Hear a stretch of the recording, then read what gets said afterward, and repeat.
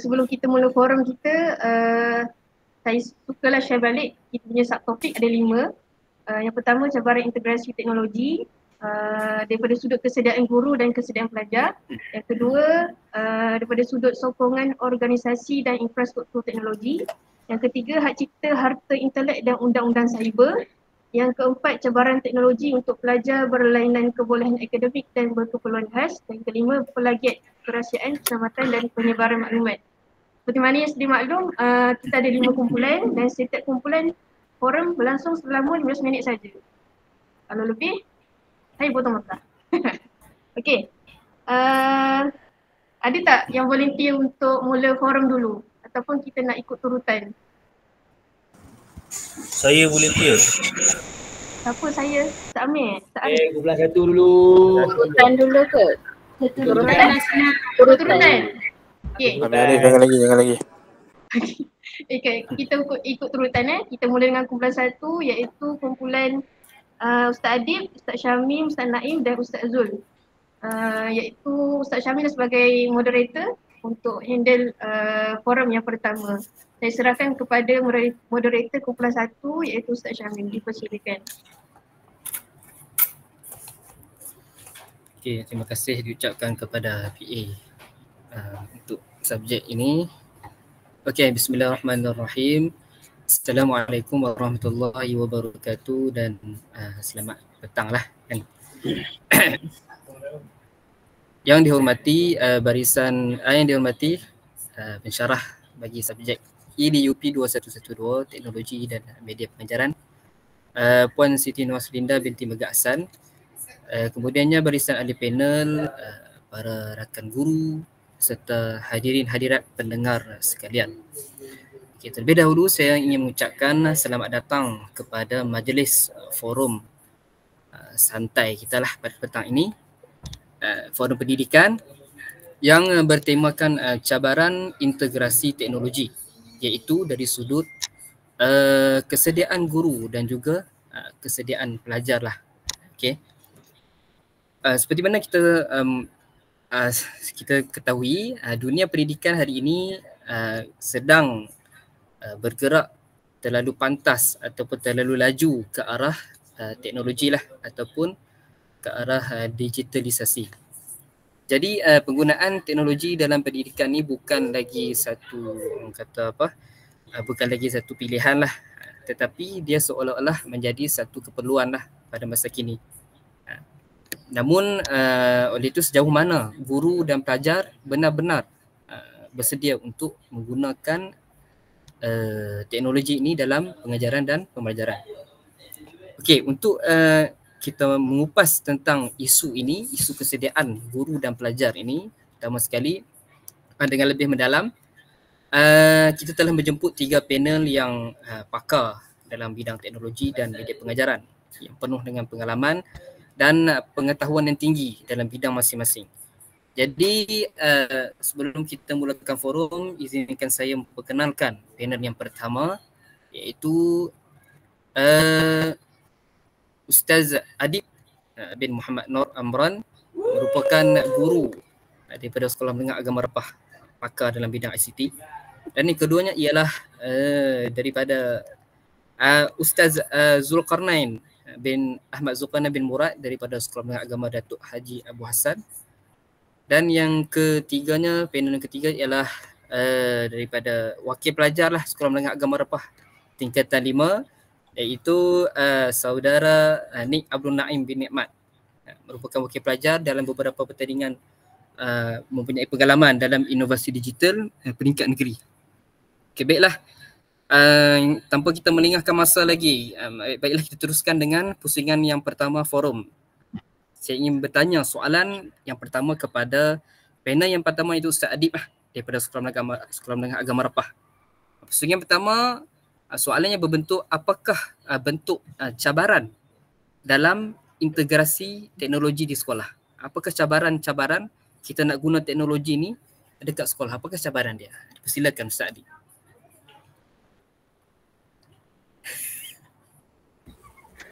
Alhamdulillah. Terima kasih kepada moderator yang handsome lagi kacak bergaya, Ustaz Syamim yang saya hormati Puan Haslinda selaku guru pembimbing serta rakan seperjuangan sekalian. Okey, berbalik kepada soalan, apakah dia cabaran dalam integrasi teknologi di sekolah? Bila sebut pasal cabaran sahaja, perkara pertama yang perlu kita lihat ialah jurang infrastruktur. Jurang infrastruktur ni masih banyak lagi keperluan di sekolah luar bandar yang masih tak dapat nak menyaingi ataupun melengkapi infrastruktur untuk menyahut cabaran teknologi ini kerana kekurangan infrastruktur berbanding di sekolah bandar. Okey, baik. Yang kedua, terdapat kekurangan kemahiran pada guru-guru dalam penggunaan teknologi untuk mengaplikasikan dalam pembelajaran. Ada di kalangan guru yang lebih selesa mengguna cara tradisional dan kurang berminat ataupun sebenarnya kurang ambil tahu tentang penggunaan teknologi. Adapun mereka-mereka yang mula ke arah teknologi, mereka cuma berpegang pada satu aplikasi sahaja. Sebagai contoh, PowerPoint. PowerPoint je lah. Dia tak nak cuba kepada Canva ke, Kahoot ke, Quizizz ke, kerana banyak benda. Jadi ini antara cabaran lah. Selain itu juga melihat kepada sikap dan penerimaan terhadap perubahan. Guru menganggap teknologi ini sebagai beban. Kebanyakan guru menganggap teknologi ini sebagai beban. Dari segi pelajar pula, bukan semua mempunyai akses kepada peranti dan juga sambungan internet di rumah. Ada yang dekat rumahnya tak ada internet. Ada yang tak ada alat macam contoh komputer, telefon, yang menyebabkan kesukaran bagi mereka untuk seiringan dalam menyahut penggunaan teknologi ni tadi. Okey, jadi perlu saya tekankan di sini, integrasi teknologi ini bukan sekadar isu teknikal tetapi ia juga merupakan isu sosial yang perlu kita ambil beratlah. Dan yang terakhir, daripada segi pelajar-pelajar ini, selain daripada mereka ini kurang penggunaan internet ataupun akses, mereka juga merasa tertekan bila mana guru memberikan tugasan menggunakan teknologi ini tapi tidak memberitahu cara penggunaan. Guru pun tak tahu pakai, guru bagi pada pelajar, pelajar pun tak tahu pakai, jadi dia jadi satu tekanan untuk pelajar. Kerana apa? Tak tahu nak menggunakan aplikasi tersebut. Sebagai contoh, pelajar diminta buat tugasan menggunakan aplikasi yang mereka sendiri tak didedahkan tentang aplikasi tersebut. Jadi bukan semua pelajar dapat manfaat dan tidak semua pelajar dapat manfaat yang sama dari integrasi teknologi ini. Sekian saja daripada itu. Harap-harap menjawab soalan. Saya serahkan semula kepada moderator kita yang berwibawa. Okey, baik. Terima kasih diucapkan kepada panel yang pertama iaitu Ustaz Adib atas penjelasan tentang cabaran-cabaran dalam penggunaan teknologi.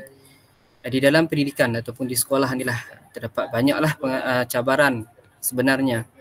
Tetapi kita boleh menghadapi cabaran itu jika kita adalah dalam penyelesaian yang tertentu.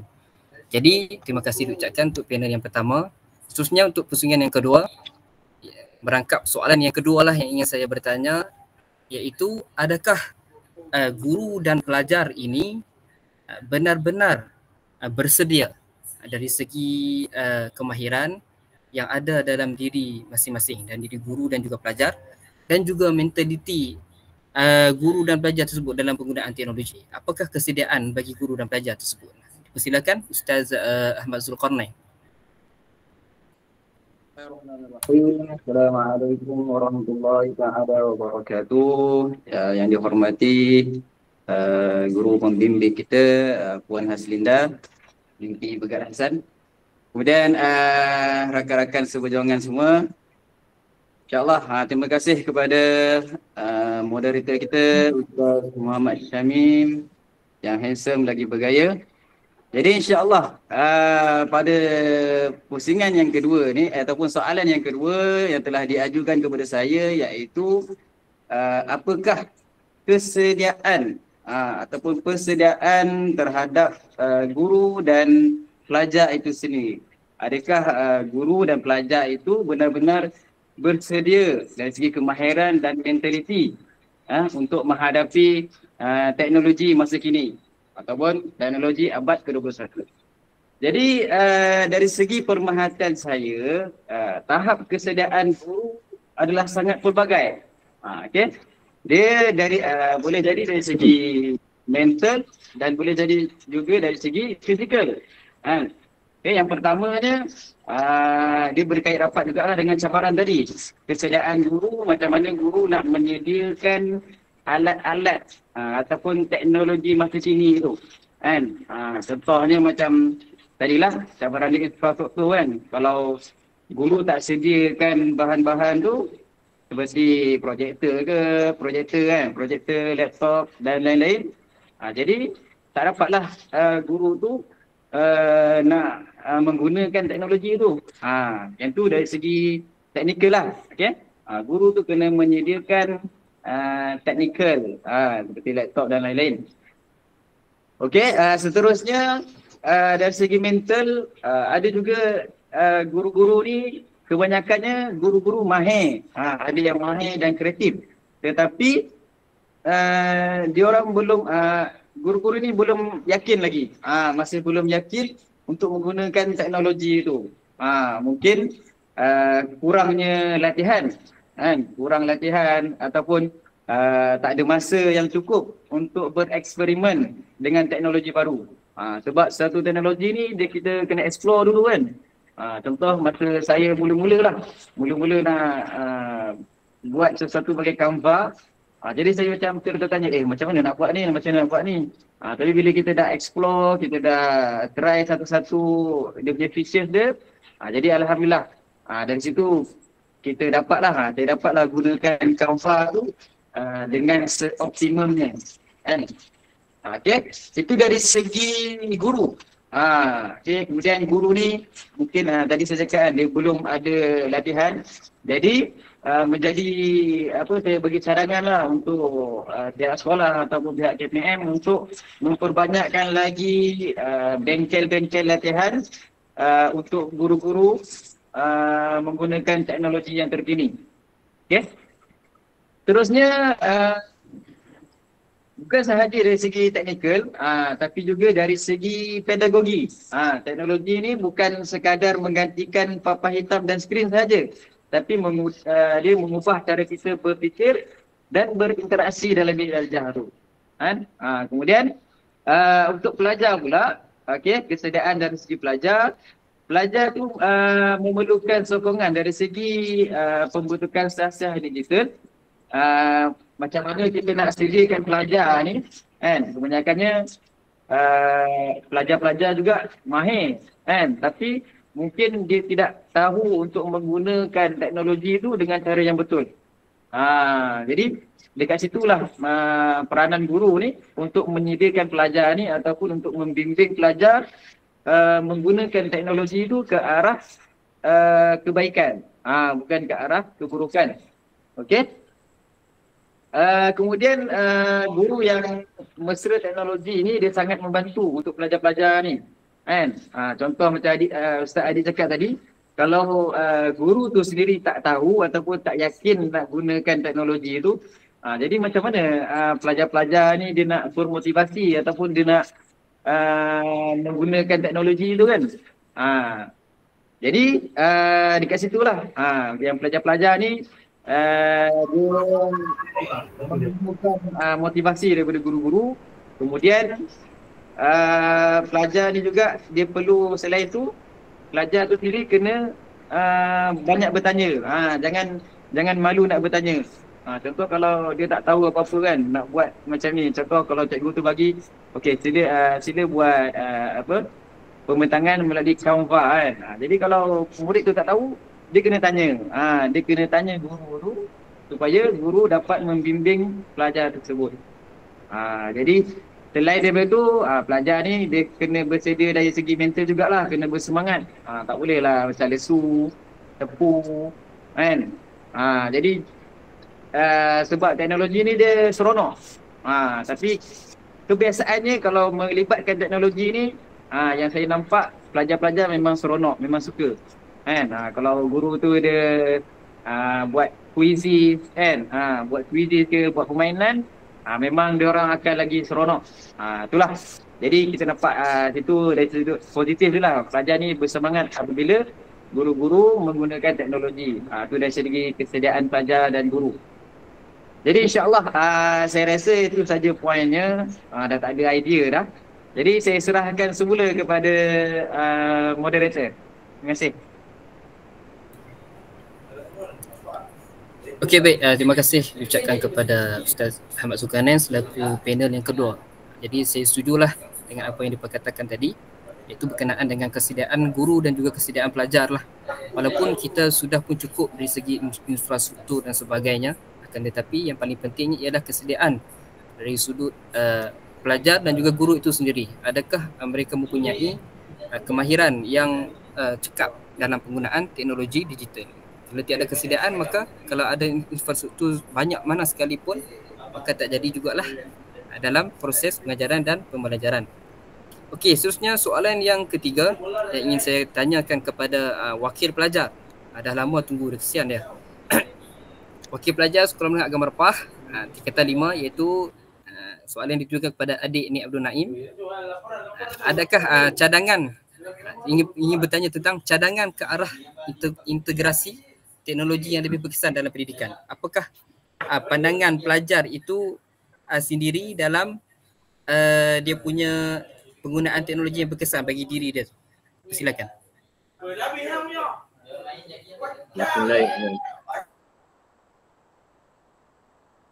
Bismillahirrahmanirrahim. Assalamualaikum warahmatullahi wabarakatuh. Yang dihormati guru pembimbing, Puan Asminda, yang diseganilah abang moderator kita yang macho lagi handsome bergaya.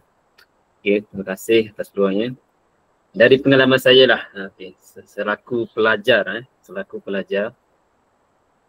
kami kebanyakan pelajar ni suka sebenarnya pembelajaran secara digital.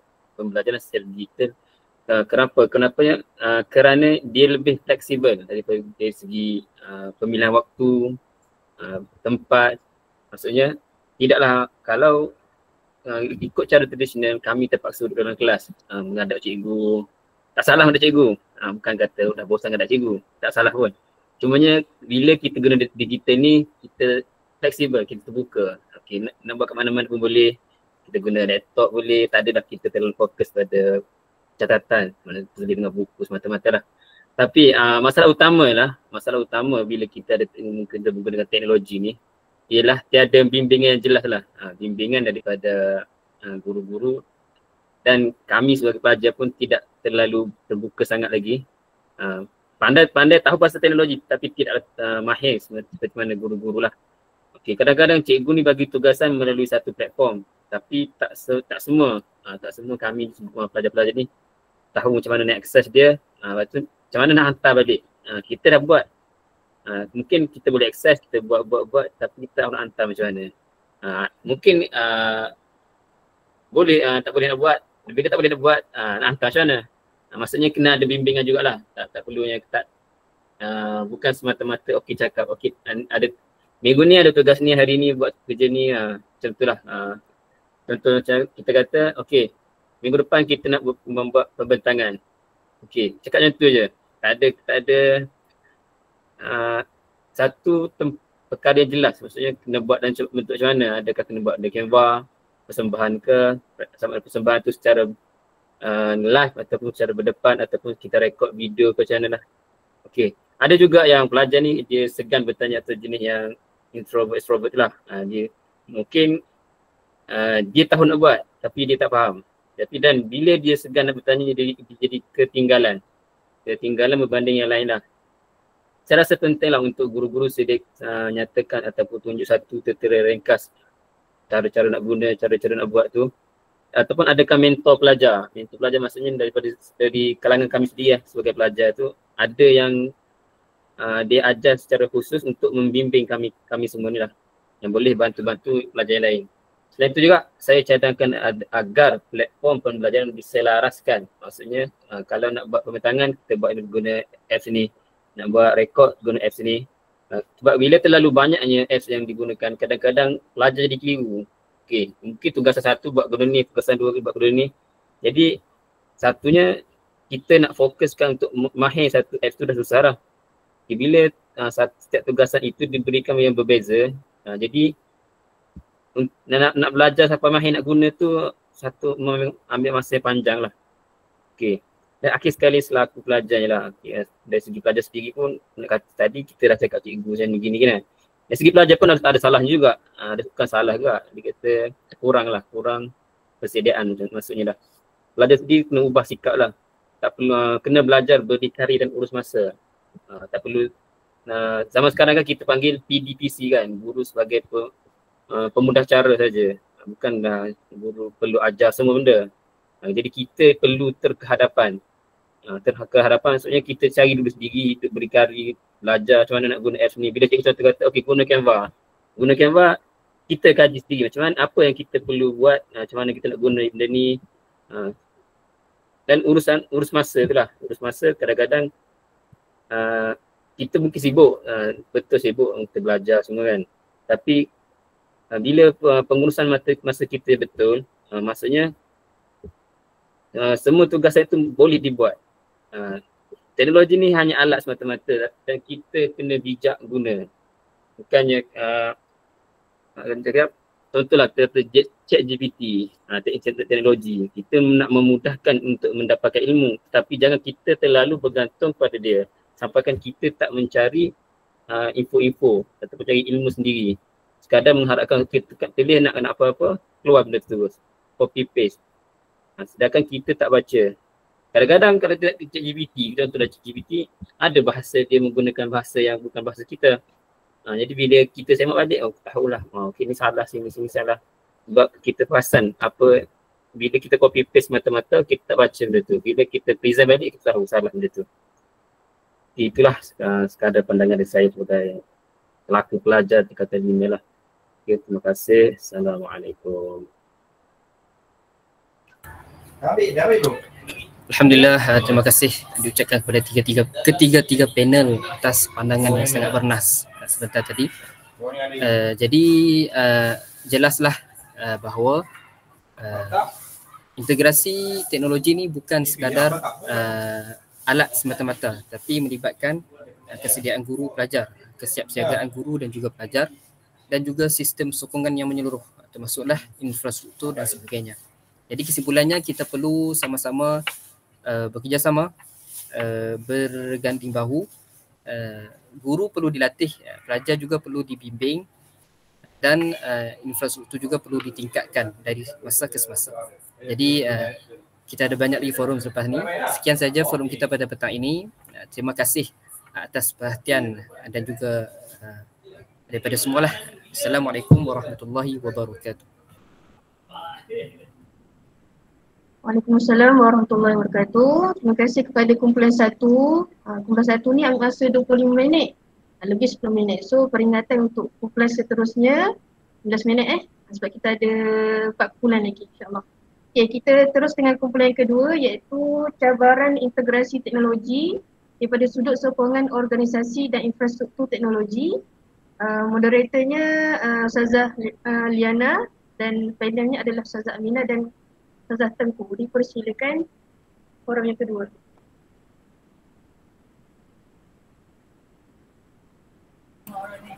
Okay.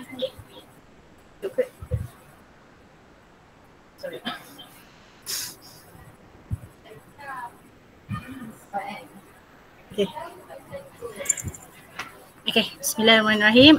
Sebelum tu saya nak tanya Ustazah Tengku Nur Alia Syafiqah dah ready?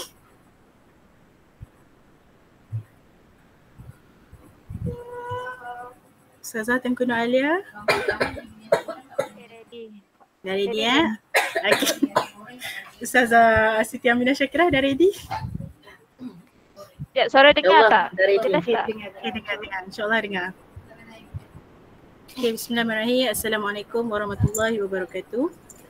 Terima kasih saya ucapkan kepada semua yang sudi menyertai forum kita atas talian kita pada petang ini. Terlebih dahulu saya mengucapkan terima kasih kepada penganjur forum kita pada petang ini iaitu Puan Siti Nur Haslinda merangkap pensyarat IDUP 2122 Teknologi dan Pengajaran serta pengarah program forum kita Ustazah Fatimah Khairunisa. Okey, tajuk forum kita sangat relevan lah untuk era digital sekarang ni, iaitu cabaran integrasi teknologi, sokongan organisasi dan infrastruktur teknologi. Okey, so sekarang ni kita semua sedia maklum bahawa penggunaan teknologi ni dah ada dalam pelbagai sektor, terutamanya dalam pendidikan, perkhidmatan awam dan juga perniagaan yang semakin berkembang dengan pesat sekali lah. Namun dalam proses integrasi ini terdapat pelbagai cabaran yang perlu ditangani sama ada dari sudut organisasi ataupun infrastruktur teknologi. Untuk mengupas tajuk ini dengan lebih mendalam, kita telah menjemput dua orang panel jemputan, iaitu panel pertama Ustazah Siti Aminah Syakirah dari Sekolah Menengah Agama Repah yang akan menyentuh aspek sokongan organisasi dalam integrasi teknologi. Panel yang kedua Ustazah Tengku Nur Alia Syafiqah dari Sekolah Menengah Agama Teluk Kemang yang akan menyentuh aspek infrastruktur teknologi. Okey, tanpa melengahkan masa lagi saya menjemput panel kita yang pertama iaitu Ustazah Siti Aminah Syakirah untuk memberikan pandangan beliau. Okay, bismillahirrahmanirrahim. Assalamualaikum warahmatullahi wabarakatuh. Jadi, pertama kalinya saya mengucapkan terima kasih kepada moderator kita pada petang ini iaitu Cik Nurlina Atirah ya, binti Bukhari. Jadi sebelum menjawab soalan itu, jadi saya ingin memulakan dengan satu hakikat penting yang teknologi ni sebenarnya hanyalah alat. Yang menentukan keberkesanannya adalah kita sendiri sebagai organisasi dan individu yang mengurus, menyokong dan memanfaatkannya. Jadi tanpa sokongan organisasi yang mantap, sebarang usaha mengintegrasikan teknologi ni berisiko untuk gagal atau sekadar menjadi projek sementara. Jadi berdasarkan pengalaman saya boleh bagi tiga cabaran utama yang kerap timbul dalam aspek sokongan organisasi ni. Jadi yang pertamanya kepimpinan dan dasar organisasi yang kurang jelas. Macam mana tu? Jadi ramai pemimpin organisasi belum bersedia nak menjadi pemacu transformasi digital ni. Jadi ada yang melihat teknologi ni sebagai perkara sampingan je, bukan keperluan utama. Jadi akibatnya tidak wujud dasar yang jelas mengenai hala tuju digital organisasi. Contohnya tiada pelan jangka panjang, tiada garis panduan penggunaan teknologi dan tiada pemantauan hasil. Contoh mudah yang boleh kita beri, sebuah sekolah mungkin menerima tablet atau peralatan ICT daripada kementerian tapi tanpa perancangan jangka panjang atau garis panduan penggunaan dia tu. Jadi peralatan tu dibiar tersimpan rapi di dalam bilik store atau digunakan secara minimum sahaja. Jadi disebabkan itu jadi itulah cabaran-cabaran integrasi teknologi. Okay. Jadi yang kedua, latihan dan pembangunan profesional yang tidak berterusan. Jadi integrasi teknologi ni memerlukan perubahan dari segi kemahiran. Malangnya ramai kaki tangan atau guru hanya diberi latihan asas sekali je tanpa bimbingan berterusan atau sesi ulang kaji. Jadi ramai akan kembali ke cara tradisional daripada yang teknologi sebab berasa dengan tradisional ni lebih selesa. Okay? Jadi selain itu juga tidak semua individu dia mempunyai tahap celik teknologi yang sama. Okay? Disebabkan itu organisasi tak kira lah sekolah ke tapi sekarang ni kita tumpukan pada sekolah lah kan. Organisasi ni kena sediakan program ataupun kempen-kempen yang melibatkan perintegrasian teknologi ini. Okay? Secara berperingkat pun tak apa supaya supaya jurang digital itu tidak berlaku. Okey, baik. Okey, jadi sikap yang ketiga adalah sikap dan budaya organisasi yang konservatif. Nah, ini merupakan cabaran paling sukar. Ramai warga organisasi dia berpegang kepada prinsip. Kalau dah biasa buat macam ni, buat je lah macam biasa. Okey. Jadi ketakutan terhadap kesilapan tu, tekanan waktu, beban kerja, jadi alasan. Sering jadi alasan untuk tidak mencuba pendekatan digital tu. Okey, contohnya guru ni dah biasa guna rekod manual sebab rasa macam susah lah nak guna sistem-sistem ni, nak masuk link sana, link sini. Jadi guna je lah buku rekod manual seperti biasa. Walaupun sebenarnya sistem digital ni lebih menjimatkan masa dalam jangka masa panjang lah. Jadi sikap ni kita sendiri yang kena ubah sekiranya organisasi ni membina budaya kerja yang terbuka kepada inovasi, memberi ruang untuk mencuba dan melakukan kesilapan. Okey, serta memberi pengiktirafan kepada mereka yang berani mencuba teknologi baru. Jadi kesimpulannya, sokongan organisasi yang mantap bukan sahaja melibatkan penyediaan peralatan, polisi semua tu, tapi juga pimpinan yang proaktif. Latihan yang relevan, budaya kerja yang positif. Jadi semua elemen ni perlu bergerak serentak untuk menjamin kejayaan integrasi teknologi dalam mana-mana organisasi. Okey, jadi saya rasa itu saja daripada saya dulu. Saya serahkan kembali kepada pengurus moderator kita pada petang ni. Terima kasih. Okey, terima kasih saya ucapkan kepada Ustazah Aminah Syakira. Okey, kita teruskan dengan panel yang kedua untuk memberi pandangan beliau terhadap cabaran duduk infrastruktur teknologi. Persilakan.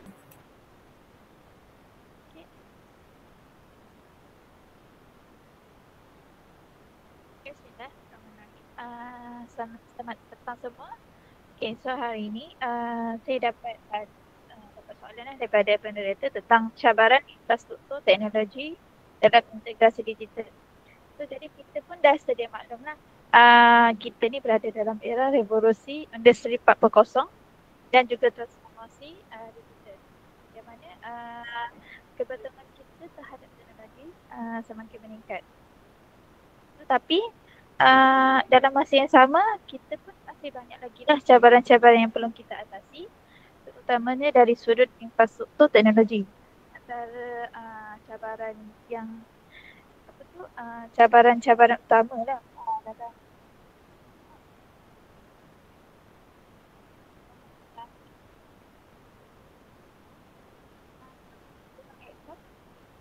kawasan bandar dan juga luar bandar. Walaupun macam-macam lah inisiatif yang telah dilakukan seperti kampung tanpa wayar dan juga pusat internet komuniti, tapi kita dapatilah masih ramai penduduk luar bandar yang mengalami kesusaran untuk mendapatkan akses internet. Jadi itu boleh membataskan peluang untuk mereka ni untuk menyertai ekonomi digital ataupun pendidikan dalam talian dan juga perkhidmatan atas talian yang lain.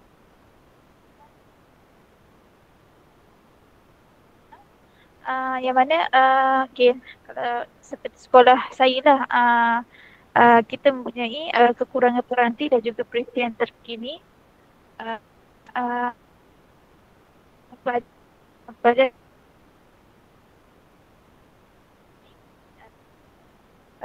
pendapatan rendah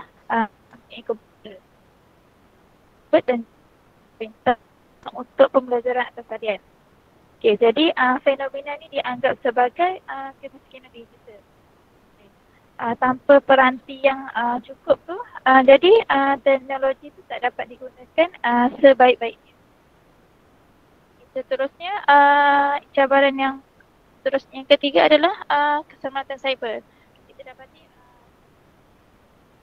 dan keselamatan cyber ni kita kena bagi ada perhatian khusus lah, serius, sebab apa sekarang ni mudah keselamatan kita mudah terdedah kepada serangan cyber, kecurangan data dan juga gangguan sistem. Dan kat sini kita boleh belajar untuk cara menggunakan teknologi ni dengan berhemah. Seterusnya cabaran yang keempat, kekurangan keawaan dan integrasi teknologi. Contohnya sistem alamat nasional di Malaysia masih menghadapi masalah ketidaksamaan standard, integrasi geospasial yang lemah dan juga data yang tak dikemas kini. Hal ini juga akan menyukar urusan penghantaran dan pengesahan lokasi terutamanya di kawasan urban. Itu antara empat isu yang saya berikan forum ini.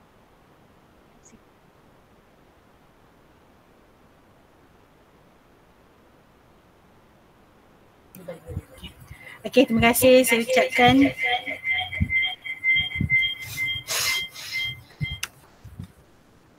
Terima kasih saya ucapkan kepada kedua-dua panel atas kupasan yang sangat menarik daripada kedua-dua panel lah. Okay, sebelum kita nak menutup forum kita, izinkan saya ajukan satu soalan kepada kedua-dua panel, iaitu dalam situasi pasca pandemik yang mempercepatkan penggunaan teknologi secara mendadak, apakah langkah segera yang patut diambil oleh organisasi untuk memastikan integrasi teknologi ini kekal berterusan dan tidak kembali kepada cara yang lama? Okay, saya menjemput panel kita yang pertama dahulu untuk menjawab. Okay, baik. Terima kasih sekali lagi kepada moderator kita.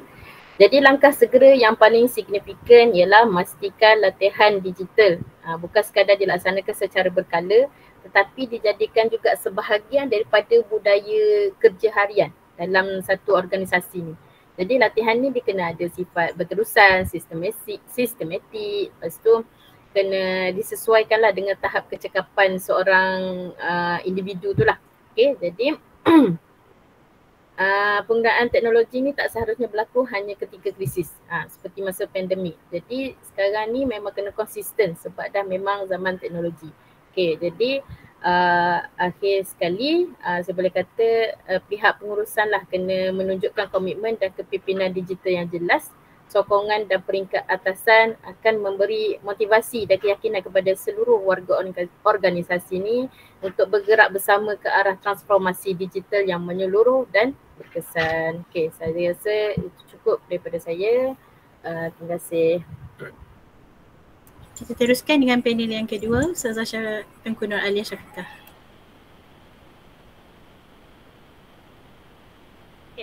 Dikata tadi langkah segera ya untuk mencapai penggunaan teknologi secara mendadak. Bagi saya lah kan, pelaburan berterusan dalam infrastruktur perlu dipandang serius lah. Okay, contohnya dengan menaik taraf rangkaian internet dalaman, okay, dan memastikan semua peranti itu diselenggarakan dengan baik.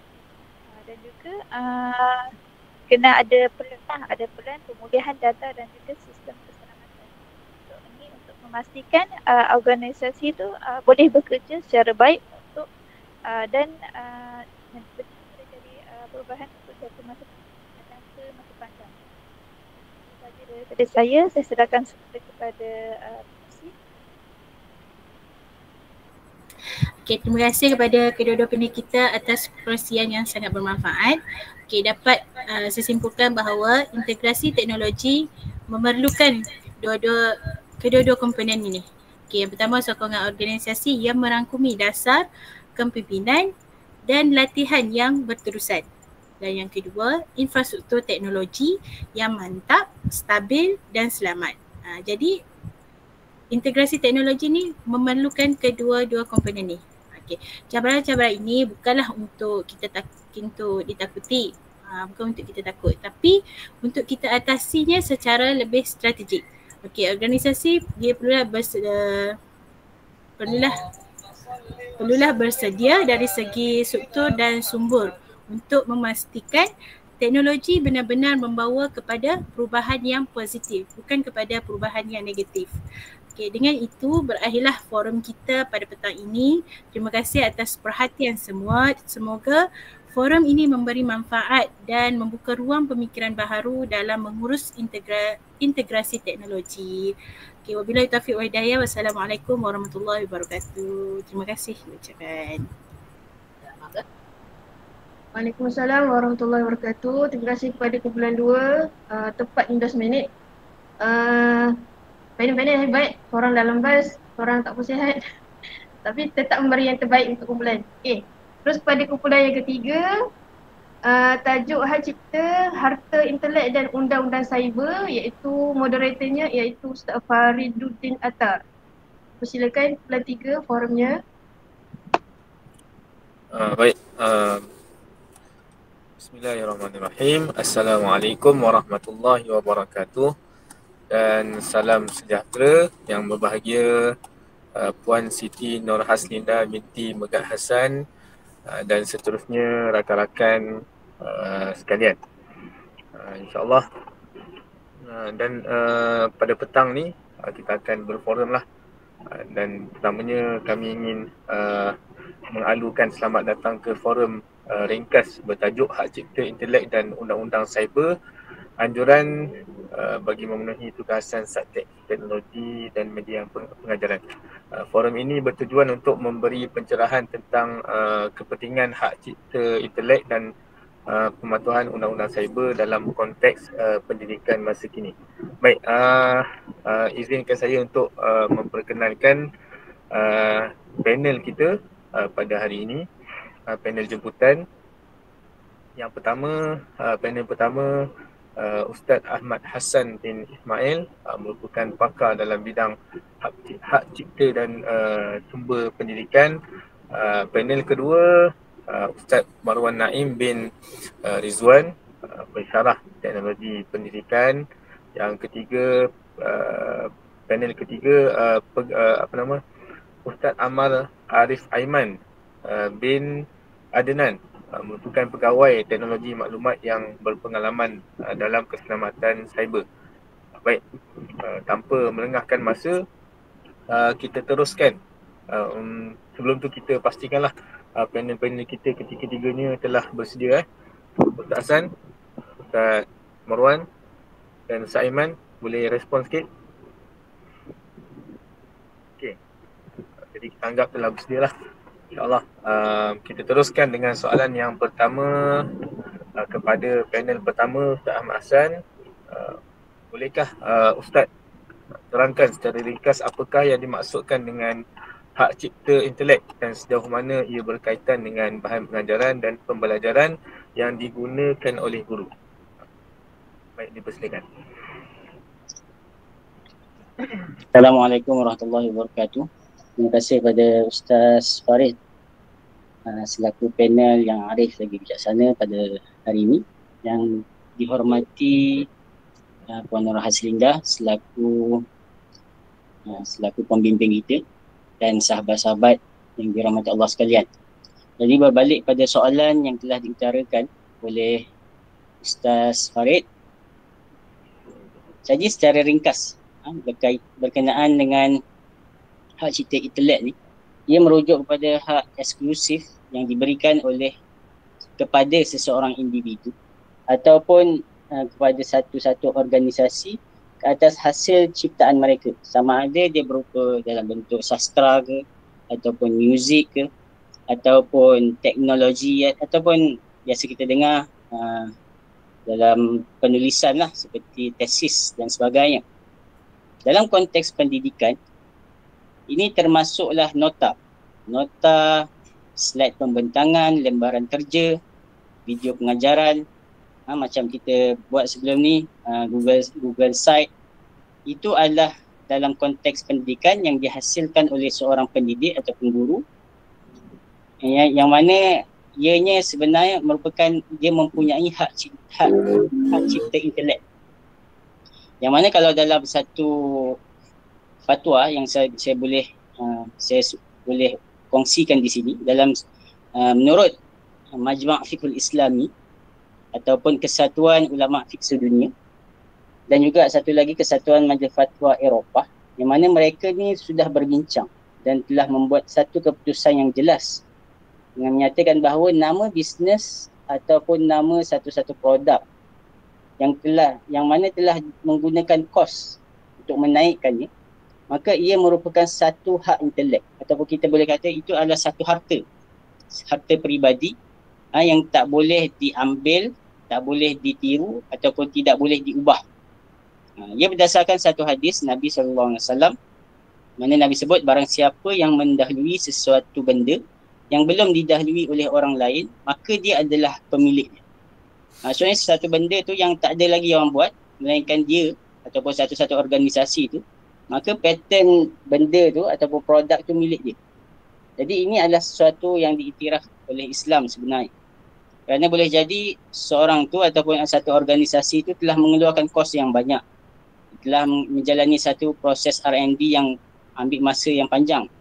Tetapi tiba-tiba ada seseorang ataupun satu-satu lembaga dia ambil manfaat begitu sahaja.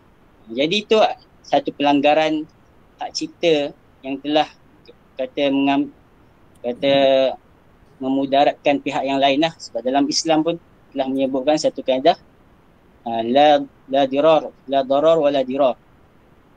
Yang mana ini merupakan hak cipta ni merupakan peranan yang penting dalam nak melindungi satu-satu hasil usaha ataupun kreativiti seseorang agar ia tidak disalin ataupun diubah tanpa kebenaran. Jika seseorang, kalau dalam konteks pendidikan, jika seorang guru tu dia cipta satu modul pembelajaran sendiri, contohnya Google Site, mudah kita nak ambil contoh lah. Jadi modul tu sebenarnya secara automatik telah berada ataupun telah dilindungi di bawah undang-undang hak cipta sekalipun ia belum didaftarkan secara rasmi. Dalam konteks pendidikan, pengajaran dan pembelajaran, kita sebagai guru sepatutnya perlu lebih peka lah dan bertanggungjawab dalam menggunakan bahan seperti lagu, video, artikel. Kita tak boleh menggunakan sewenang-wenangnya. Sekira bahan tersebut mempunyai hak cipta, jadi guru sepatutnya mendapatkan izin dahulu dan menggunakan bahan di bawah lesen yang dibenarkan. Contohnya seperti di bawah Creative Commons. Antaranya lah yang mengeluarkan lesen untuk memberi kebenaran. Satu organisasi ataupun individu nak ambil manfaat daripada pattern yang lain.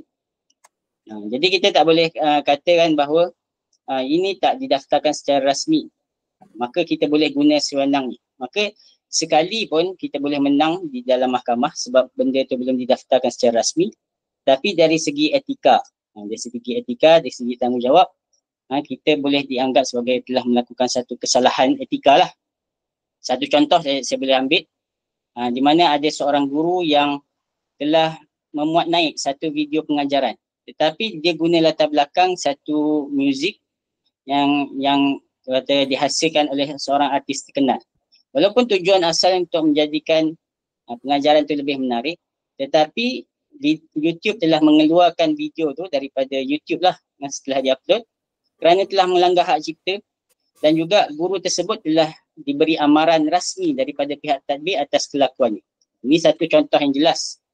Dan kita boleh lihat dalam boleh tengok, hadirin boleh Google lah satu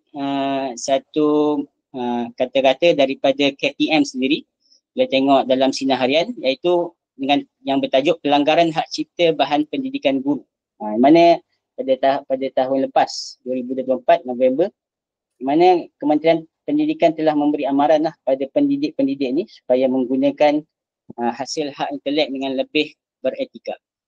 Jadi itu daripada saya lah jawab bagi soalan yang pertama. Baik, terima kasih Ustaz Hassan atas penjelasan yang sangat bermanfaat.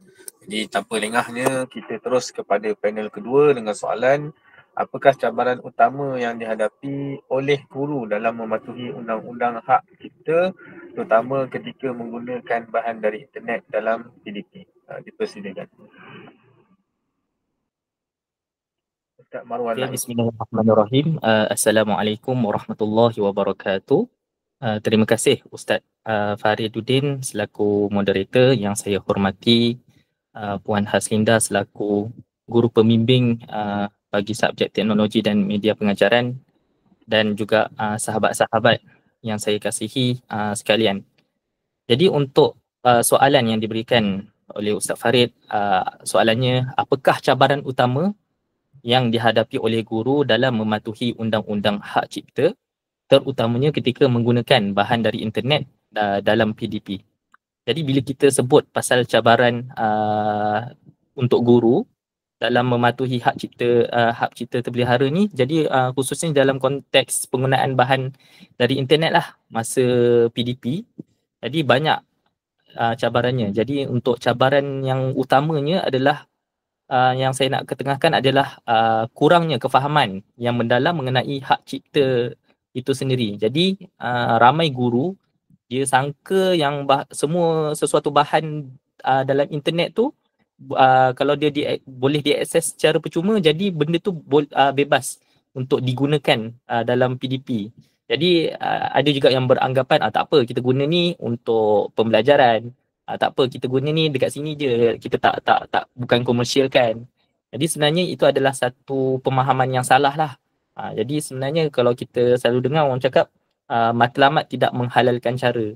Jadi memanglah kita nak menimba ilmu ataupun mengajar anak murid, tetapi dalam masa yang sama kita kena menggunakan sumber yang betul. Maksudnya kita melalui sumber yang betul lah, dengan menggunakan hak cipta. Maksudnya kalau kita nak guna sesuatu tu, berlesen ke tak? Kita ada ke tak benda tu? Jadi itu cabaran yang pertama lah. Jadi cabaran yang keduanya adalah kekurangan terhadap akses kepada bahan yang sah dan berlesen. Jadi macam kita ni sebagai guru, untuk memastikan PDP kita tu menarik dan interaktif, jadi kita gunakan video animasi, lagu pendidikan ataupun infografik dan bahan multimedia lah yang kita gunakan daripada internet. Tapi kalau maksudnya nak jadikan bahan tu menarik, selalunya benda yang berkualiti ni selalunya orang cakap berbayar lah, ataupun kita kena langgan dulu bulan-bulan kan. Jadi benda berbayar ni, berkualiti ni berbayar. Jadi bila sebagai guru ni dia jumpa satu benda yang berkualiti, tapi dia cakap macam orang panggil apa, kita boleh akses satu benda tu tanpa berbayar, tapi kita tengok berkualiti kan. Jadi kita guna je sebab cakap yang ni bagus ni, menarik ni, boleh guna untuk PDP ni. Tapi sebenarnya sumber yang kita ambil tu kita tak apa orang cakap, kita guna inisiatif sendirilah. Jadi kita tak orang cakap bukan bahan berhak cipta terpelihara tanpa kebenaran lah. Tak boleh sebenarnya. Macam kalau orang panggil apa, crack. Kalau kita menggunakan software crack untuk kita boleh akses macam-macam lah. Jadi benda tu sebenarnya salah dari segi etikanya lah. Jadi sebagai guru kena mematuhi etika tu lah. Jadi yang ketiganya adalah ketiadaan dasar atau garis panduan rasmi yang jelas. Jadi kalau dekat setengah sekolah, guru tak dibekalkan dengan panduan khusus lah. Macam mana untuk kenal pasti bahan yang boleh ataupun tak boleh digunakan. Jadi tak ada sistem semakan bahan PDP secara sistematik. Jadi maksudnya guru tu yang membuat keputusan sendiri untuk masukkan bahan apa dalam PDP dia tu. Jadi tak ada pantauan. Jadi guru bebas membentuk dia punya PDP. Kalau macam salah, benda tu salah pun, jadi tak ada orang pantau. Jadi guru tu boleh buatlah sesuka hati dia. Itu antara cabarannya lah. Jadi cabaran yang keempat pula adalah kekangan masa dan beban kerja guru lah. Jadi kalau guru ataupun pembimbing ni dia selalu kena buat, orang cakap macam kalau kita nak buat video lah contohnya lah, buat video kan. Jadi sebab kekangan masa ataupun kita banyak kerja, jadi kita nak cepat. Jadi kita ambil nak buat satu benda yang maksudnya hasil tangan kita sendiri tu memerlukan masa yang panjang. Jadi sebab kita nak cepat, kita ambil je copy paste je orang punya. Kita ambil je orang punya, maksudnya bahan kan. Lepas tu kita buat macam kita punya. Jadi benda tu sebenarnya salah lah. Salah dari segi dia punya etika pematuhan hak cipta terpelihara lah. Jadi yang seterusnya adalah kita budaya normalisasikan budaya copy paste ni lah. Macam kita nampak satu bahan dalam internet tu, kita copy, kita paste tanpa kita kreditkan penulisan ataupun bahan itu kepada orang yang membuat tu lah, dengan alasan macam saya cakap tadi, tak apa, ni untuk belajar, jadi kita boleh je guna. Jadi sebagai penutup, untuk saya cadangkanlah beberapa penambahbaikan bagi mengelakkan benda ni berlaku lah. Yang pertamanya adalah latihan dan pendedahan berterusan tentang hak cipta kepada guru lah, terutamanya berkaitan dengan pendidikan. Yang keduanya, pembangunan bahan PDP bebas hak cipta di peringkat kebangsaan. Maksudnya semua guru boleh akses kepada bahan yang sama. Maksudnya kita sebagai guru kita boleh guna bahan tu sebab kita kan cikgu KPM kan. Jadi di peringkat kebangsaan kita boleh selaraskan benda tu lah. Jadi yang seterusnya, sokongan teknikal di sekolah melalui guru ICT atau jawatan kuasa bahan digital. Jadi kalau dekat sekolah kita ada unit ICT ataupun cikgu ICT yang boleh bantulah untuk kita buat sesuatu bahan yang berkualiti dan maksudnya bahan yang original daripada kita. Jadi akhir kata dalam dunia digital yang sekarang ni memang pendidikan penting lah. Tapi dalam masa yang sama kita kena menggunakan bahan digital ni dengan beretika, dengan menjaga orang kata hak cipta dari segi etika dan pematuhan undang-undang lah. Jadi sekian saja daripada saya. Assalamualaikum warahmatullahi wabarakatuh. Waalaikumsalam warahmatullahi wabarakatuh. Baik, terima kasih atas pandangan yang dikongsikan oleh Ustaz Marwan. Seterusnya kita terus kepada panel yang ketiga, Ustaz Amir Arif Aiman.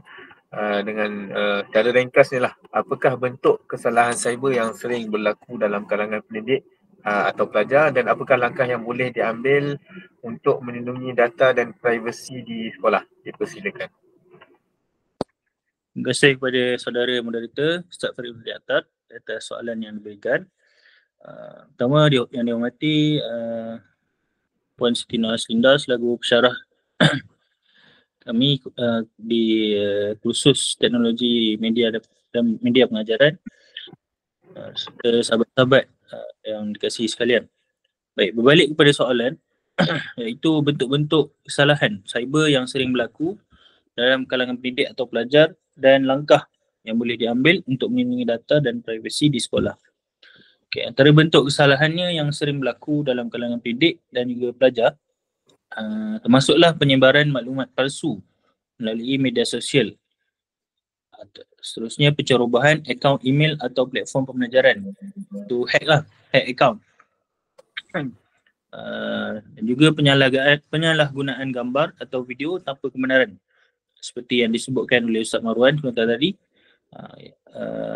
Ustaz Hasan, iaitu menggunakan audio tanpa meminta izin daripada hak cipta terpelihara tersebut.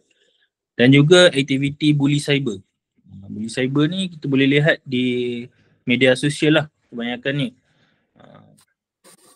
Biasanya orang akan komen, dia akan komen yang menjatuhkan. Sedangkan konten yang dipublish, yang disiarkan tu konten yang menarik dan juga memberi manfaat. Tetapi aktiviti bully cyber ni berlaku juga di dalam ruangan komen terutamanya. Dan ada juga yang message personal dari PM lah. PM dan melakukan bully cyber ni. Seterusnya kes seperti berkongsi maklumat peribadi orang lain tanpa izin pun juga berlaku. Dan menggunakan identiti guru atau rakan untuk tujuan tertentu. Dan juga dalam kalangan pelajar, ada juga yang terlibat secara tidak sedar. Itu memuat naik kandungan yang tidak sesuai di Google Classroom atau di pautan luar yang berisiko lah. Manakala dalam kalangan pendidik pula, ada yang kurang peka terhadap aspek keselamatan digital. Seperti gunakan password yang lemah atau menyimpan data pelajar tanpa langkah perlindungan yang sewajarnya. Password yang lemah ni dia akan mudahlah untuk di-hack akaun tersebut. Okay, seterusnya soalan yang seterusnya, beberapa langkah yang boleh diambil. Okay, yang pertama, pendidikan kesedaran cyber. Itu pihak sekolah boleh mengadakan sesi taklimat atau bengkel keselamatan digital untuk guru dan juga murid-murid. Bagaimana menggunakan teknologi dan digital yang ada sekarang ni lah. Yang keduanya, garis panduan penggunaan teknologi perlu diwujudkan dan difahami semua warga sekolah. Garis panduan bagaimana nak gunakan teknologi yang ada sekarang ni. Bagaimana di media sosial, macam mana konten-konten yang boleh dipublish. Seterusnya, lindungi data dengan teknologi. Gunakan antivirus ataupun firewall untuk melindungi maklumat-maklumat penting. Dan yang seterusnya, penggunaan platform yang selamat. Digalakkan untuk menggunakan platform pembelajaran rasmi seperti D5 lah, yang mematuhi piawaian keselamatan. Okay. Terakhir, pemantauan dan tindakan tegas. Sekolah perlu mempunyai mekanisme pemantauan dan tidak teragak-agak untuk mengambil tindakan jika berlaku pelanggaran. Seperti yang digariskan oleh KPM lah. Bagaimana nak gunakan bahan digital bagi konten ataupun bahan yang mempunyai hak cipta terpelihara. Jadi akhir sekali, kesedaran tanggungjawab dan juga disiplin digital adalah kunci utama dalam memastikan keselamatan cyber dalam persekitaran pendidikan kita. Sekian, itu saja dari saya. Kembali kepada moderator. Baik, terima kasih kepada Ustaz Amir Arif Aiman dengan penerangan yang sangat jelas. Jadi sebagai kita dah dengar penjelasan yang sangat ringkas dan padat daripada semua ahli panel tentang pentingnya kefahaman tentang hak cipta intelek dan penggunaan bahan PDT serta kesedaran terhadap risiko undang-undang cyber. Semoga perkongsian daripada semua panel ni dapat membuka mata kita semua untuk lebih beretika dan berhati-hati dalam dunia pendidikan digital. Jadi sekadar itu saja daripada kami. Assalamualaikum warahmatullahi wabarakatuh.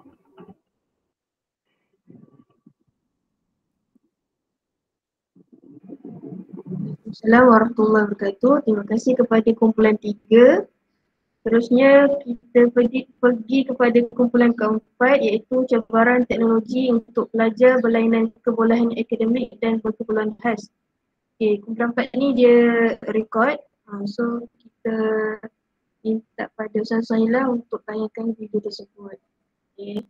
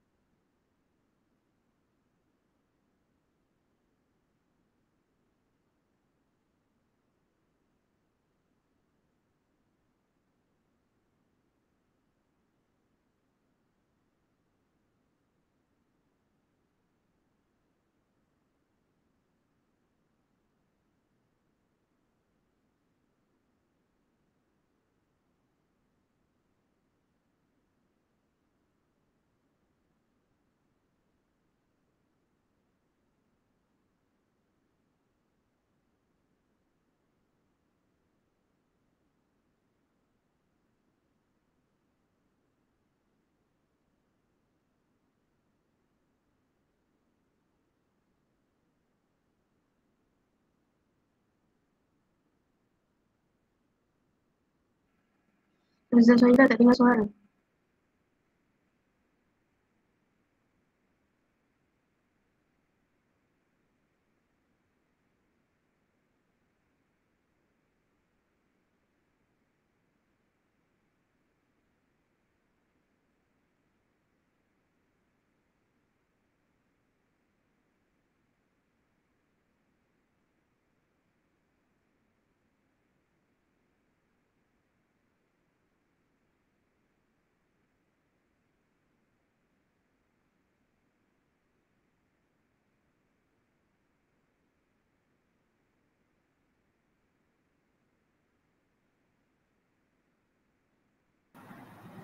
Macam mana nak share sekali audio?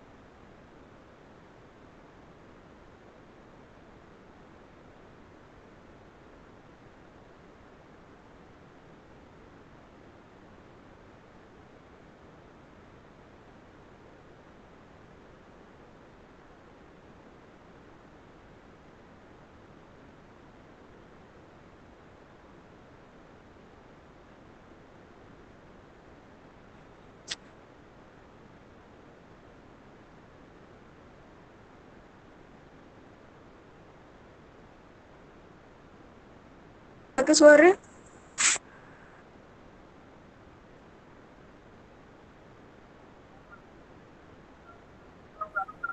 Tak ada suara.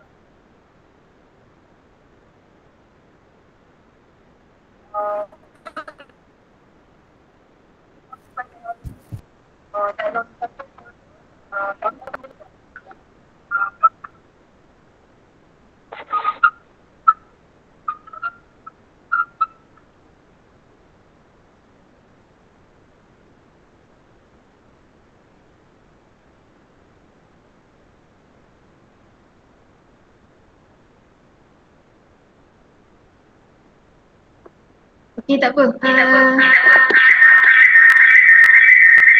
Kita sambung dengan kumpulan 5 dululah.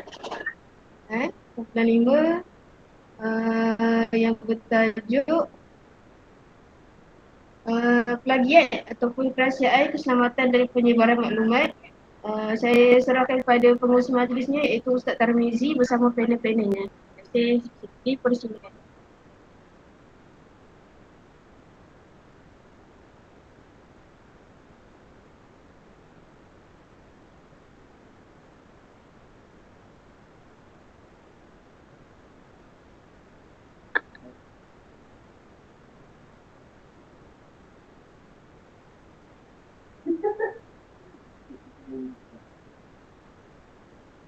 Bismillahirrahmanirrahim. Assalamualaikum warahmatullahi wabarakatuh dan selamat petang. Selamat datang ke forum ilmiah kita pada hari ini yang bertajuk Plagiat, Kerahsiaan, Keselamatan dan Penyebaran Maklumat. Jadi saya Ahmad Tarmizi bin Ali berbesar hati untuk menjadi moderator forum ini yang bertujuan membincangkan isu-isu kritikal yang semakin penting dalam era digital ini. Izinkan saya memperkenalkan panelis jemputan kita pada hari ini. Panel pertama kita iaitu Dr. Muhammad Abdullah Ammar bin Muhammad Sabri. Beliau pakar dalam bidang akademik dan etika penelitian. Panel kedua kita pula Profesor Muhammad Haziq Wazin bin Muhammad Zainuddin. Beliau merupakan peguam yang berpengalaman dalam Undang-Undang Kerahsiaan Maklumat. Seterusnya, panel kita yang ketiga, panel kita yang terakhir ialah Haji Muhammad Amirul Sofian bin Muhammad Nur Amin. Beliau merupakan pakar keselamatan cyber dan pengurusan data. Baik, tanpa melengahkan masa lagi, mari kita teruskan dengan soalan yang pertama. Okey Dr. Muhammad Abdullah bin Muhammad Sabri. Soalannya ialah, ramai dalam kalangan pelajar kita, penulis dan profesional masih kurang faham tentang plagiat. Bolehkah Doktor jelaskan apa itu plagiat dan mengapa ia menjadi isu yang sangat serius? Itu silakan. Bismillahirrahmanirrahim. Assalamualaikum warahmatullahi wabarakatuh. Terima kasih kepada moderator kita pada petang ini, iaitu Encik Ahmad Tarmizi bin Ali. Dan berkenaan soalannya tadi, apakah maksud plagiat? Seperti mana yang kita ketahui dalam erti kata mudahlah, plagiat ini bermaksud kita mengambil satu karya daripada orang lain ataupun idea hasil usaha orang lain dan kita mengakuinya sebagai hak milik kita sendiri. Jadi benda ni kita tidak memberikan pengiktirafan yang sewajarnya kepada empunya pemilik idea ataupun karya tersebut. Sebagai contoh yang kita boleh kaitkan pada masa kini ialah kita menyalin esei secara bulat-bulat daripada internet. Sebagai contoh, kita cari esei tentang satu tajuk daripada internet dan kita muat turun esei tersebut, kita menyalin isi kandungan dan idea-idea yang telah dinyatakan dalam esei tersebut, lalu menjadikan sebagai karya kita sendiri tanpa sedikit pun pengubahsuaian. Jadi kita telah mengambil karya daripada orang lain. Dan yang keduanya adalah menyalin artikel tanpa menyebutkan sumber. Kita ambil pendapat daripada orang ini, daripada jurnal ini, daripada jurnal itu ataupun artikel ini dan itu, tetapi kita tak menyatakan sumbernya daripada mana. Ianya memberikan sedikit orang kata tidak memberi pengiktirafan lah kepada orang yang menyatakan tentang sesuatu idea tersebut. Dan yang ketiga adalah kita ambil idea ataupun inovatif daripada kajian-kajian online dan menggunakannya tanpa kredit. Sebagai contoh, inovatif yang kita ambil daripada video-video di internet dan kita tidak meletakkan kredit kepada orang yang telah mencetuskan inovatif tersebut. Baik, dalam dunia akademik ni, seperti mana yang kita lihat adalah plagiat ini kita anggap sebagai satu kesalahan yang berat kerana ia telah merampas hak dan juga kepandaian ataupun intelektual orang lain.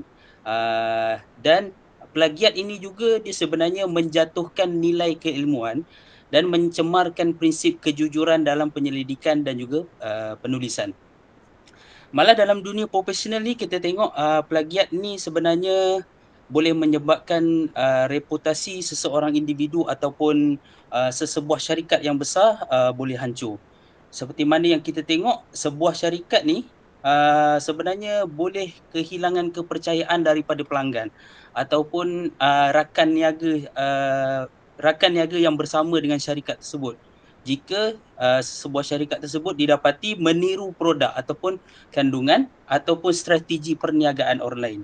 Baik, daripada plagiat ni, apa yang kita boleh lihat akibatnya adalah yang pertamanya, kalau dalam institusi pengajian tinggi ni, dalam plagiat ni boleh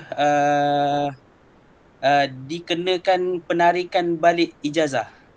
Sebagai contoh, kita dah sambung belajar, lepas tu contoh kata kita buat master, kemudian kita ambil sumber-sumber rujukan daripada orang lain tanpa kita letakkan kredit ataupun kita ambil penulisan daripada orang lain dan kita tidak mengubah suai langsung dan menjadikannya seolah-olah hasil daripada idea ataupun karya kita sendiri. Dan perkara ini sebenarnya boleh berlaku penarikan semula ijazah yang telah dianugerahkan kepada seseorang. Dan akibatnya yang lain adalah boleh dikenakan tindakan undang-undang. Jadi pemilik asal karya yang kita ambil ini sebenarnya boleh mengambil tindakan sivil ataupun jenayah yang bergantung kepada perundangan negara lah. Termasuklah sama ada pemilik asal karya itu nak menuntut ganti rugi ataupun nak menuntut ganti rugi atas pelanggaran hak cipta yang telah kita ambil daripada pemilik asal karya itu sendiri. Dan akibat yang ketiga adalah kita kehilangan kepercayaan rakan sekerja dan juga masyarakat. Reputasi seorang yang terbukti meniru akan terjejas teruk. Sebagai contohnya, sukarlah kita nak dapatkan kepercayaan semula dalam bidang akademik ataupun profesional. Suka di sini saya nyatakan dalam satu kisah yang tuan-tuan dan puan-puan pernah dengar waktu kecil. Waktu kecil ni kita selalu dengar ada satu pengembala kambing. Pengembala kambing, jadi dia mengembala kambing, kemudian dia ni bosan, tak tahu dia nak buat apa. Kemudian dia panggil orang kampung, dia cakap dengan orang kampung, dia jerit, tolong, kambing saya kena makan serigala. Kemudian orang kampung secara beramai-ramai, berbondong-bondong datang untuk membunuh serigala tersebut. Tetapi bila datang, rupanya kena tipu dengan pengembala kambing. Sebanyak berapa kali? Sebanyak 3 kali. Bila kali yang ketiga, dia minta tolong lagi dengan orang kampung. Dan kali yang ketiga tu pula, sebenar-benar je memang ada serigala yang nak makan dia punya kambing. Jadi orang kampung ni dah tak percaya. Begitulah kehilangan kepercayaan rakan sekerja dan juga masyarakat terhadap seseorang yang meniru ataupun mengambil hasil karya dan inovatif daripada online. Jadi bagaimana sebenarnya kita nak elakkan plagiat ini berlaku dalam diri kita ataupun dalam kalangan masyarakat? Sebagaimana yang pengalaman yang kita buat, kita sentiasa melakukan citation ataupun rujukan ataupun kita panggil yang biasa kita buat turnitin lah. Kita nyatakan setiap sumber, setiap idea dan petikan dalam esei-esei yang telah kita buat. Selain itu kita gunakan perisian pengesan plagiat seperti turnitin. Turnitin ni dah boleh bantu kita punya penulisan esei tu sama ada meniru penulisan orang lain ataupun tidak. Berapa persen yang kita tiru daripada orang lain. Yang ketiganya adalah kita kembangkan idea kita sendiri.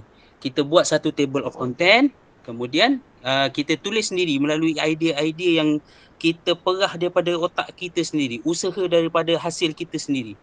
Kita olah melalui pembacaan kita sendiri, bahasa kita sendiri dan tidak plagiat ataupun meniru hasil karya orang lain. Jadi sebagai kesimpulan, plagiat bukan sekadar kesalahan teknikal. Plagiat ini sebenarnya bukan sahaja kesalahan teknikal, tetapi ianya menjadi satu cerminan kepada diri kita sendiri dan juga kepada nilai seseorang. Baik, dalam zaman sekarang ni, era maklumat yang tiada sempadan ni, pelbagai benda sebenarnya mudah untuk dicapai. Jadi tanggungjawab terhadap keaslian karya ni amat-amatlah penting. Oleh itu, bagi setiap individu ataupun pelajar dan juga kita sebagai pendidik lah mahupun profesional, mestilah mengamalkan integriti dalam semua bentuk penulisan dan juga penyelidikan. Dengan menghormati hak intelektual orang lain, kita hormat inovatif orang lain dan juga menjaga maruah diri kita sendiri. Baik, itu sahaja daripada saya. Sekian, terima kasih. Terima kasih kepada panel pertama iaitu Dr. Muhammad Abdullah Amma bin Muhammad Sabri. Penjelasan yang sangat padat dan sangat ringkas. Jadi sangat jelas ya bahawa plagiat itu bukan isu yang kecil. Okey, kita terus pada panel yang kedua. Kita beralih ke aspek kerahsiaan. Jadinya Profesor Muhammad Haziq Wazin bin Muhammad Zainuddin, dalam dunia organisasi pada masa ini, apa yang dimaksudkan dengan kerahsiaan dan mengapa ia begitu penting? Jadi dipersilakan.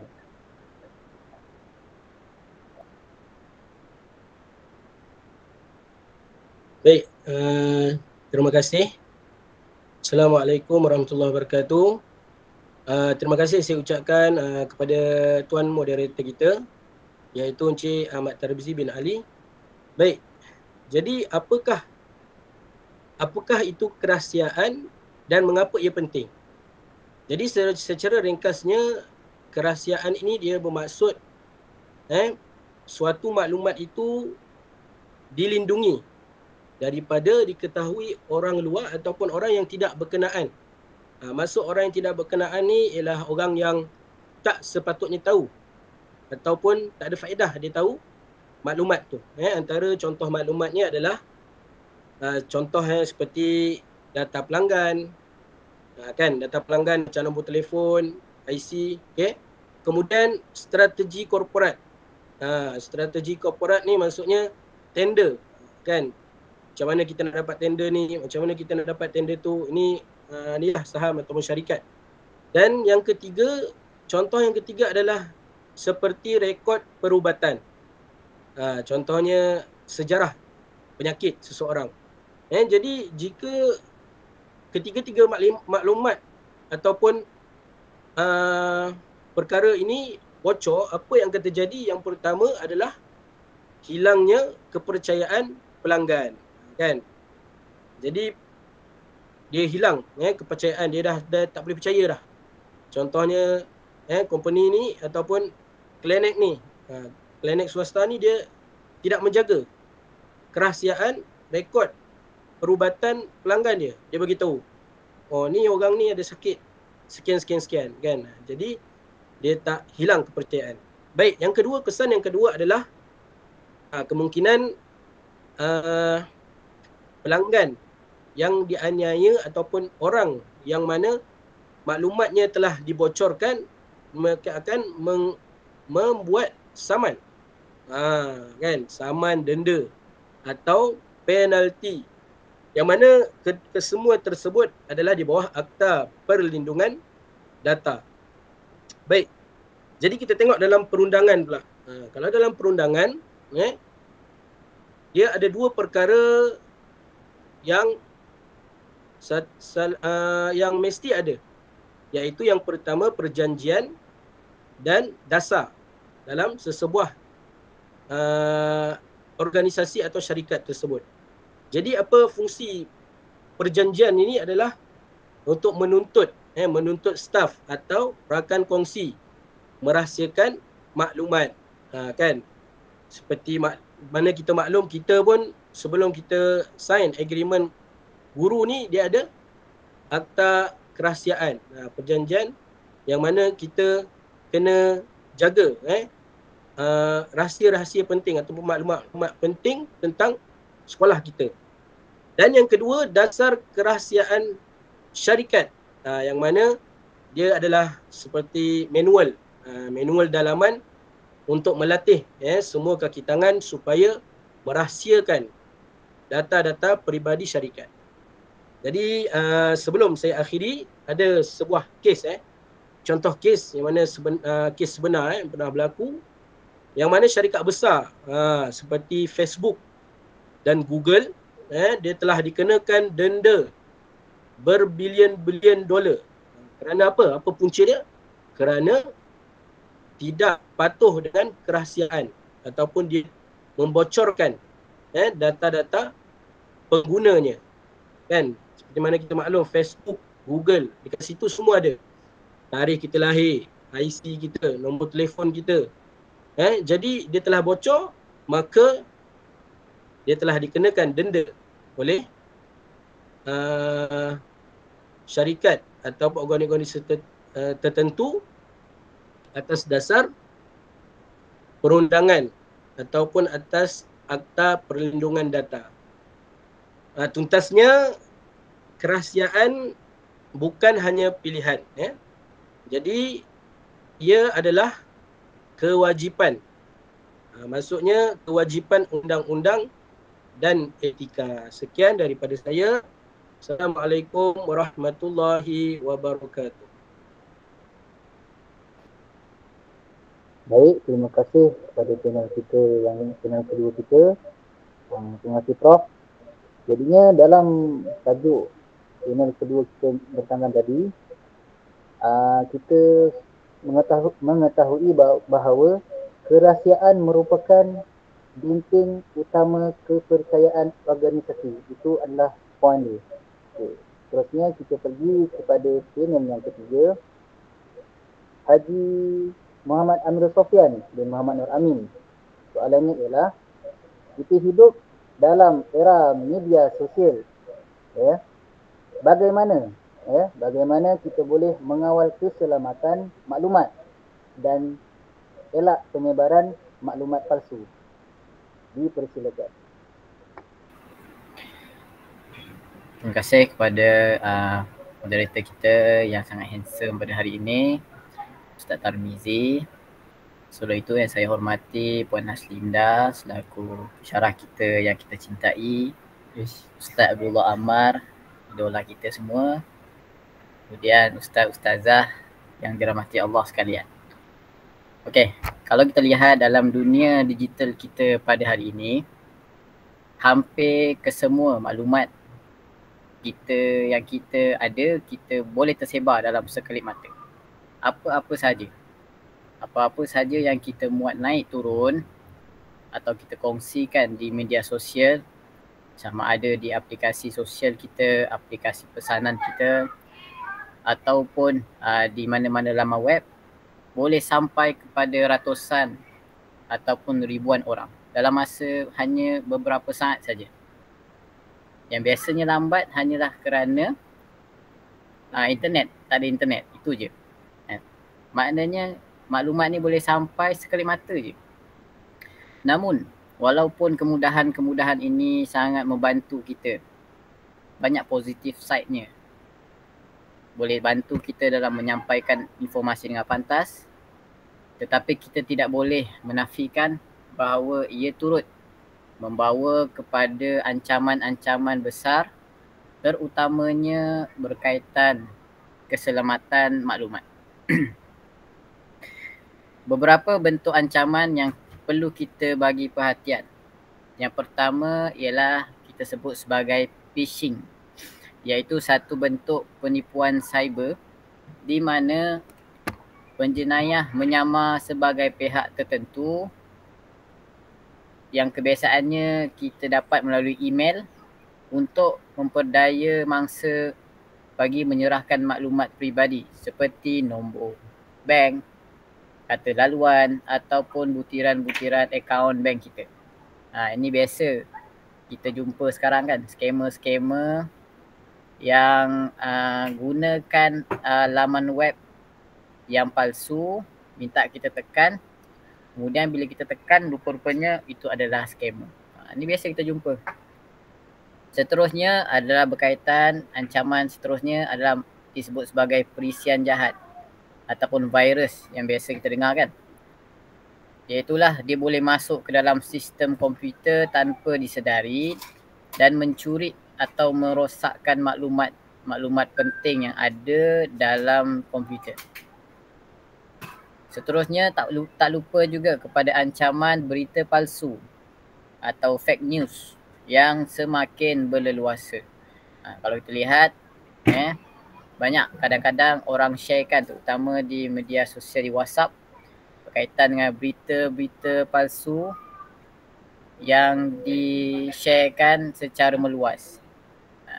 Padahal sedangkan berita-berita tu tak benar, tapi sebabkan hujung jari kita ni, kita kata berkuasa lah, tekan share je, semua ataupun ribuan orang boleh melihat maklumat tu, sedangkan dia maklumat yang palsu. Maka maklumat yang tidak sahih ni mudah sangat tersebar. Sebab apa? Orang share tanpa semak, tanpa cek dulu sama ada betul atau tidak, yang akhirnya boleh mencetuskan salah faham ataupun panik dan kebencian dalam masyarakat kita. Jadi sebenarnya bagaimana? Kita kembali kepada soalan. Soalannya tadi apa? Cara-cara melindungi daripada ancaman-ancaman ini. Bagaimana kita nak lindungi diri kita, melindungi maklumat kita daripada ancaman-ancaman ini? Jadi beberapa langkah yang boleh kita lakukan. Yang pertama, kita gunakan kata laluan yang kompleks dan tukarkan secara berkala. Sebagai contoh, janganlah kita gunakan kata laluan IC kita contoh. Ini biasa berlaku. Biasanya bila dia guna IC dia, kemudian dompet dia hilang. Ada kad bank kan. Kemudian pencuri ini dia boleh teka kata laluan menggunakan IC orang tu. Jadi kita kalau boleh elakkan guna kata laluan yang mudah diteka. Contoh macam tarikh lahir ke, nama sendiri ke. Sebaliknya gunakanlah kata laluan yang susah orang nak teka. Contohnya Abdullah Ammar, handsome. Tapi handsome pun senang teka. Abdullah Ammar Qori Johor, contoh. Tapi senang juga teka. Abdullah Ammar okey, banyaklah jadi kita boleh cuba gunakan beberapa kata laluan yang susah orang teka Dan saya tahu, saya percaya tuan-tuan lebih mahir lah berkaitan dengan kata laluan ni kan. Seterusnya kita aktifkan ciri pengesahan 2 langkah pada semua akaun penting kita, terutamanya akaun email kita, media sosial dan perbankan dalam talian kita. Kita aktifkan. Jadi maksudnya kalau kita aktifkan ni, kita akan ada 2 security. Jadi lebih terjamin. Okey. Seterusnya, jangan sesekali kita klik pada pautan ataupun pada perkara-perkara yang mencurigakan, terutamanya yang datang daripada email ataupun WhatsApp kita. Sekarang orang pakai WhatsApp banyak kan, ataupun Telegram. Kemudian pastikan perisian antivirus dekat komputer kita sentiasa dikemaskini supaya mendapat perlindungan daripada ancaman terkini. Selain daripada kita perlu melindungi diri daripada serangan cyber, kita juga sebenarnya bertanggungjawab dalam aspek penyebaran maklumat. Jadi sebelum kita berkongsi sesuatu berita atau maklumat, pastikan kita semak terlebih dahulu kesahihan sumbernya. Jangan percaya hanya kerana ia viral atau kerana dihantar oleh orang yang kita kenal. Ini selalu berlaku, sangat-sangat selalu berlaku sekarang kan. Jika maklumat itu belum pasti sahih, lebih baik kita diam dan tidak menyebarkannya. Jadi kesian kadang-kadang golongan-golongan warga tua ni mereka senang sangat terpedaya. Lagi-lagi bila ada contohnya satu laman web ataupun satu mesej yang mengatakan contohlah diorang berjaya pergi haji atau yang terpilih pergi haji kan. Tekan sekali duit haji pun hilang. Dah terbang haji ni. Okey. Jadi kenalah kita sentiasa mengingatkan terutamanya kepada ibu ayah kita supaya jangan sesekali kita tekan kepada link-link yang kita ragui. Okey. Jika maklumat tu belum pasti, lebih baik kita diam kerana setiap perkongsian ini tidak tepat boleh membawa kepada kesan yang besar. Termasuk kehilangan harta benda, mencetuskan pergaduhan ataupun mencemarkan kita punya reputasi kita.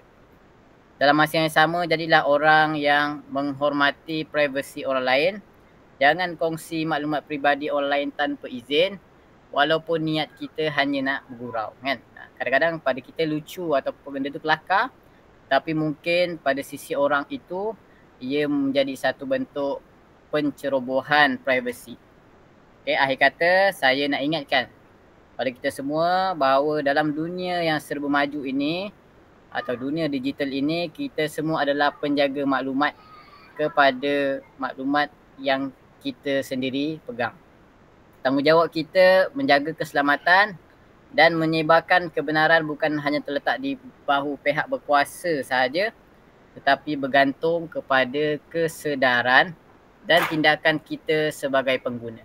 Jadilah pengguna digital yang bijak, bertanggungjawab dan beretika. Sekian daripada saya. Terima kasih.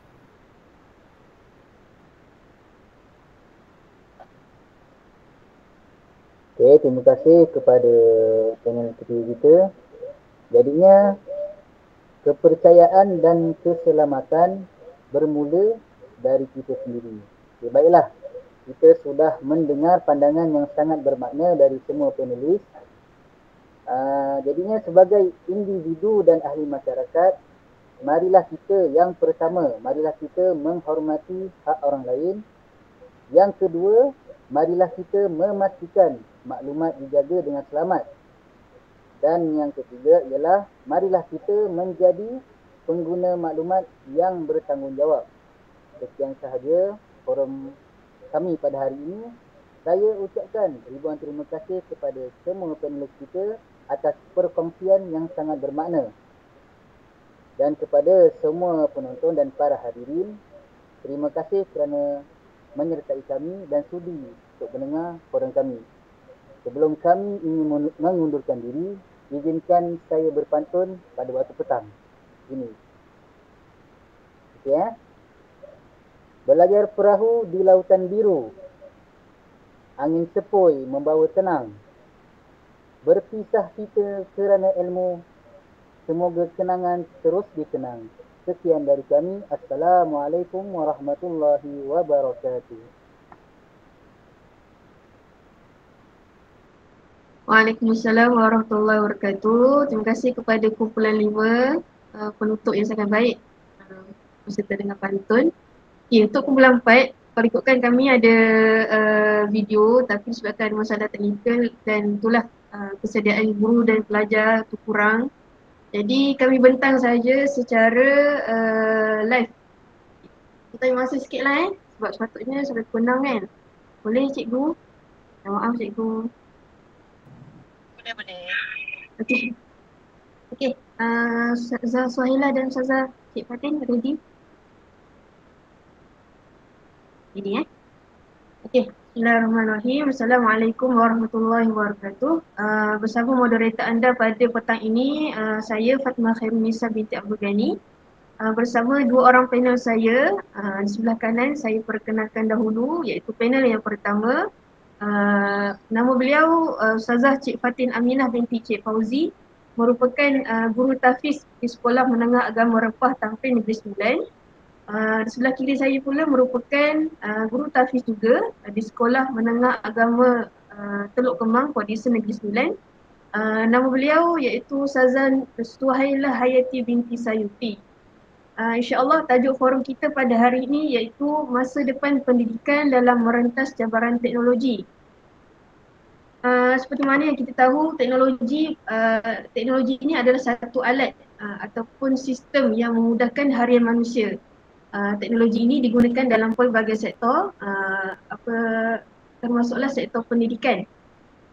Penggunaan alat digital seperti komputer, internet, perisian pembelajaran dan sebagainya merupakan satu keperluan dalam membentuk satu sistem pendidikan yang lebih berkesan dan interaktif. Jadi soalan pertama saya tuju kepada panel yang pertama iaitu Ustazah Cik Fatin Aminah. Ustazah, boleh Ustazah terangkan secara umum apakah maksud cabaran teknologi untuk pelajar berkeperluan khas dan berlainan kebolehan akademik? Persilakan Ustazah. Assalamualaikum warahmatullahi wabarakatuh. Terima kasih diucapkan kepada moderator Ustazah Fatimah Khairunisa dan yang dihormati Cikgu Siti Nur Haslinda binti Megat Hassan selaku pensyarah teknologi dan pengajaran. Baik, secara ringkasnya teknologi pengajaran secara ringkasnya cabaran teknologi bagi pelajar berkeperluan khas atau berlainan kebolehan akademik merujuk kepada kekangan ataupun halangan yang dihadapi oleh mereka dalam menggunakan teknologi untuk proses pembelajaran. Antara cabarannya adalah reka bentuk teknologi yang tidak inklusif. Contohnya, aplikasi pembelajaran yang menggunakan visual saja. Jadi jika aplikasi pembelajaran yang menggunakan visual saja ni, dia akan menyukarkan pelajar yang mengalami masalah penglihatan untuk memahami isi pelajaran. Okay. Selain itu, cabaran yang lain juga adalah kekurangan infrastruktur yang ada di sekolah. Contohnya kekurangan laptop, masalah capaian internet dan juga yang seterusnya masalah ataupun cabaran yang dihadapi adalah kekurangan tenaga pengajar yang mahir untuk mengajar bidang pedagogi teknologi ni untuk murid yang berkeperluan khas. Maksudnya dekat sini teknologi tu ada tapi tenaga pengajar tu kurang. Jadi dekat situ ada masalah lah yang dihadapi. Murid yang berkeperluan khas ni dia tak dapat nak menggunakan teknologi tu dengan baik sebab tak ada tenaga pengajar yang boleh membantu mereka untuk boleh membantu dan membimbing mereka untuk menggunakan teknologi dengan baik untuk proses pembelajaran. Wallahu alam. Itu saja. Okey, terima kasih kepada Ustazah Cik Fatin Aminah atas penerangan beliau tentang cabaran teknologi bagi murid berkeperluan khas. Seperti mana kita tahu yang dibentangkan tadi banyak cabaran-cabaran dia. Jadi soalan kedua saya tujukan kepada Ustazah Suhaila. Ustazah boleh kongsikan macam mana pula kita sebagai peranan seorang guru dalam mengatasi cabaran-cabaran tersebut. Persilakan. Baik, terima kasih kepada Puan Moderator kita, Ustazah Fatimah Khairunisa. Okey, tentang soalan apakah peranan guru, bagaimana peranan guru tu dalam mengatasi cabaran teknologi untuk pelajar yang berkeperluan khas dan berlainan keperluan akademik. Yang pertama adalah pemilihan teknologi yang sesuai. Okey, kita kena ingat yang pelajar ni bukan pelajar biasa. Dia adalah pelajar yang berkeperluan khas dan berlainan keperluan akademik. Jadi guru memainkan peranan penting dalam memilih teknologi yang betul-betul boleh bantu pelajar. Okay. Ini bermakna guru tu dia kena fahamlah keperluan unik bagi setiap pelajar dan cari alat ataupun perisian yang sesuai mengikut keperluan pelajar-pelajar dia. Okay. Contoh, boleh gunakan pembaca skrin untuk pelajar yang ada masalah rabun atau buta. Dan boleh gunakan juga perisian pembelajaran interaktif yang sesuai dengan tahap pemahaman pelajar dan gunakan aplikasi fonetik atau rakaman audio untuk pelajar yang ada masalah disleksia.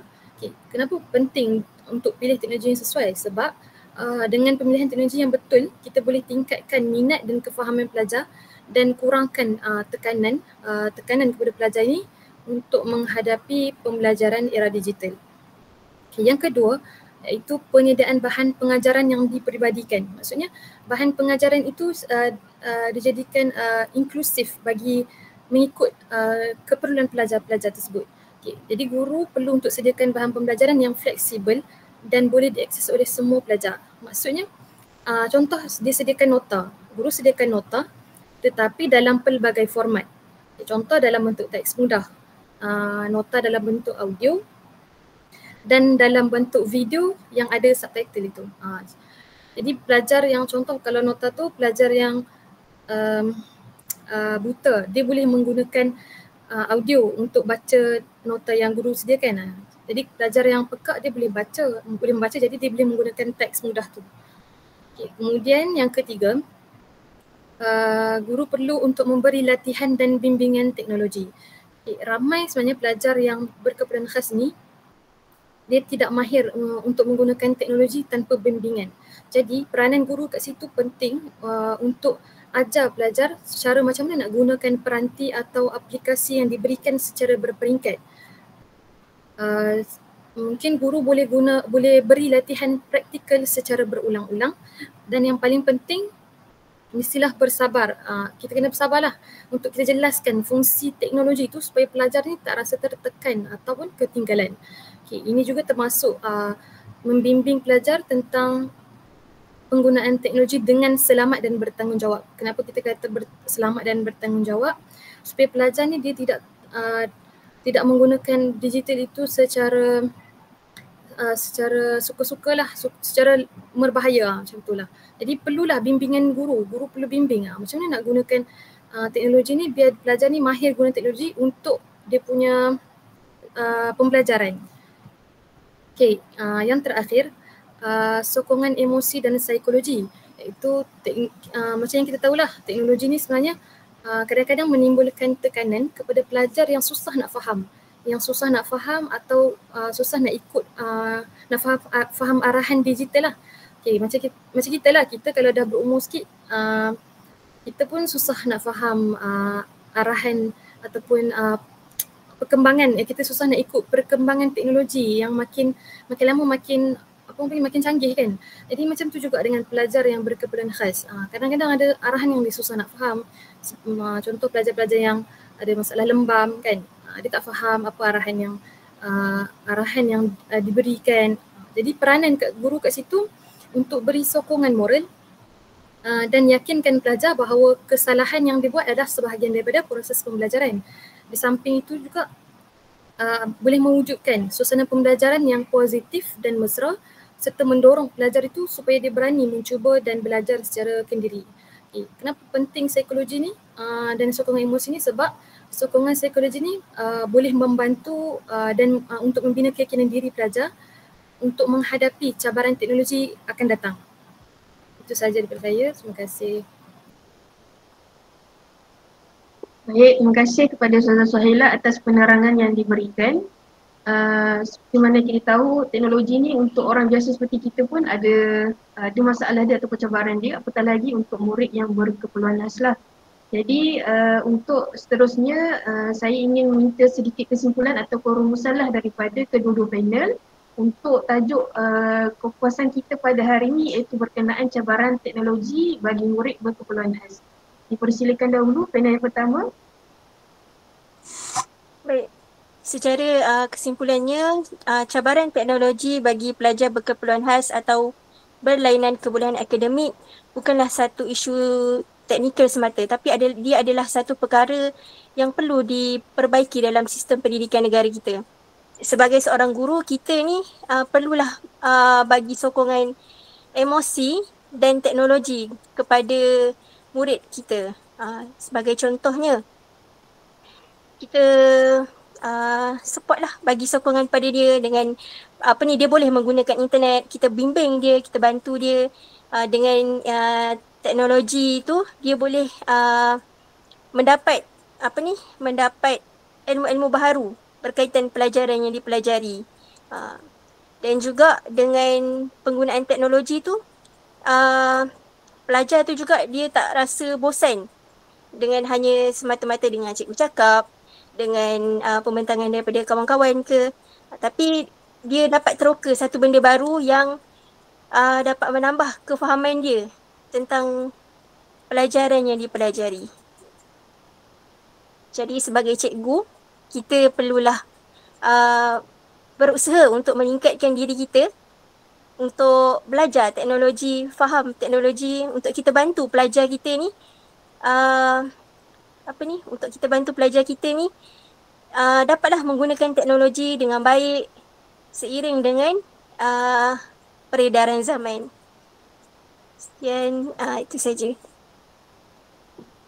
Baik, terima kasih kepada panel yang pertama. Silakan panel yang kedua atas perumusan dan kesimpulannya. Okay, kesimpulan secara ringkas saya bagi kesimpulan. Cabaran teknologi ni cabaran teknologi bagi pelajar yang berkeperluan khas dan berkelainan kebolehan akademik sebenarnya memerlukan perhatian serius sebab tak semua teknologi yang tersedia adalah bersifat inklusif. Bukan cakap tak ada langsung, tapi tak semua. Jadi kelemahan dalam akses, kelemahan dalam fungsi dan kelemahan dalam sokongan itu boleh menyebabkan terhalangnya proses pembelajaran bagi pelajar-pelajar ni. Jadi penting, sangat besar dan sangat penting peranan seorang guru tu dalam memilih, menyesuaikan dan membimbing pelajar menggunakan teknologi supaya mereka pun dapat peluang pembelajaran yang adil dan berkesan. Itu saja. Okay, terima kasih atas rumusan daripada panel-panel saya sebentar tadi. Jadi itulah forum kita pada hari ini. Cuma saya teringat kata-kata guru saya sebelum ni, dia ada sebut education first, technology second. Katanya perkaitan antara pendidikan dan teknologi itu sangat memainkan peranan penting dalam pendidikan. Tidak kira pada golongan biasa ataupun golongan berkeperluan khas. Semua golongan perlu mengaplikasikan atau mengintegrasikan teknologi dalam kehidupan seharian, terutama dalam bidang pendidikan dengan sebaiknya. Okay, terima kasih kepada ahli panel saya. Kita tutuplah kita punya forum dengan tasbih kafarah dan syukur.